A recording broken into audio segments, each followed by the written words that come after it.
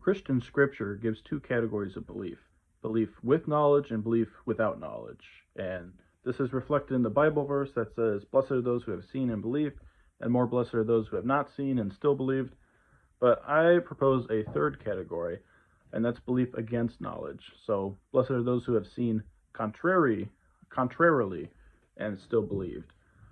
And obviously the Bible doesn't say that, and it would probably make people scratch their heads if they read that. But I think what Mormonism is asking of people in 2026 often is to believe against knowledge, against that what they've seen contrarily, from historians, scientists of different categories, sometimes their own personal values and morals, etc. So I think that's kind of the big challenge of the century, really, for Mormonism.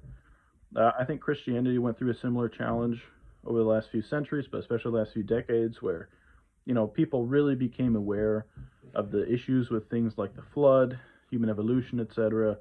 And what generally came out of that was three camps of Christians: ex-Christians, just no longer believed; fundamentalist Christians who affirmed everything the Bible taught, no matter what science says; and then nuanced Christians. Maybe fundamentalist Christians would call them compromised Christians or cucked Christians, but nuanced Christians is probably accurate and charitable.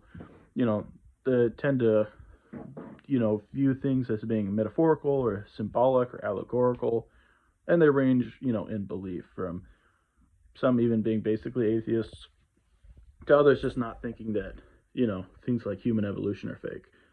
But I think this is the paradigm that the Mormon Church is currently in, where a lot of issues with Mormon truth claims just weren't super well known. The internet wasn't around, and Mormonism is a lot smaller than mainstream Christianity, so there just wasn't as much attention on it, especially, scholastically.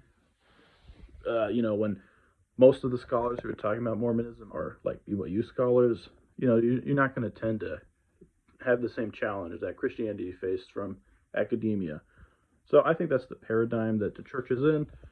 And the question is kind of, can members continue to believe against knowledge, against evidence? And I think the church has kind of been trying to straddle the line where they won't outright affirm a fundamentalist stance on many things, but they'll kind of give wiggle room. So you won't get a straight answer from them about whether, Adam evolved or Adam was created.